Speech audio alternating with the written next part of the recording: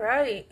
Today I want to talk about my book and abortion some more. So I am in the final stages of my book. I was thinking last night, you got to wrap this up. It's like I have all this stuff that keeps coming up that I keep putting in my book. And writing is messy, right? It's super messy.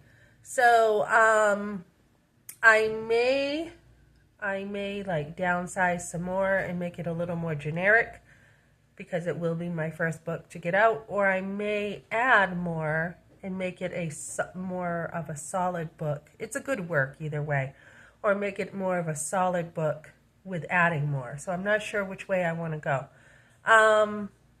So as I'm in the final stages of my book, I am looking at wrapping it up, and I'm like, okay, so when you were trying to, heal from the abortion, this is what the last 2 years have looked like, okay?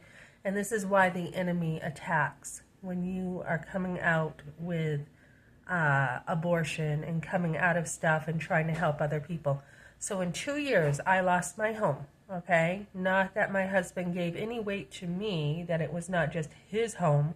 It was my home. It was our family's home.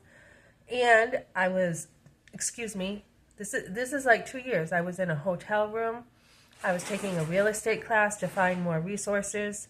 I moved to, not down the road, but to another state, which took a lot of time to get used to, because I'm not one that travels a lot. So my whole life changed.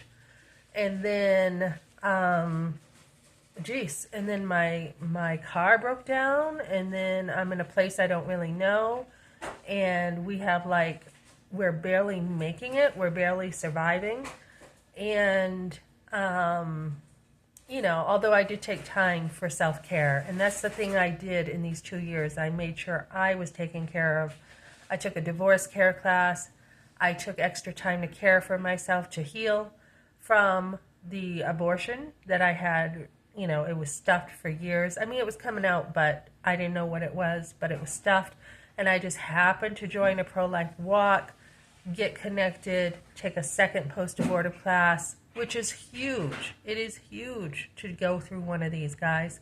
I had two, and I feel like I still could use another one. So, and I may do that. And so I went through that, and I had to deal with that, and for my benefit, so I can benefit other people. And then, let me see, I had another vehicle breakdown. I had a son who, I didn't know what was going on with him. I had a bunch of jobs, and let me tell you, ladies, the more you heal, the more your job situation is going to be better. I just said, okay, that's it. I'm retiring. I'm putting more time to myself to heal.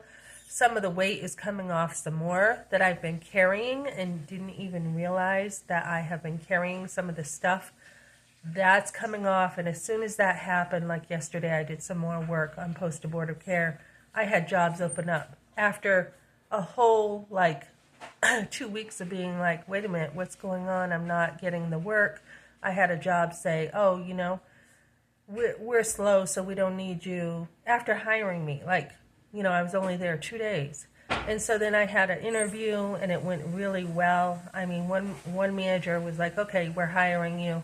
I had my second interview. Second manager's like, yep, we're probably going to hire you.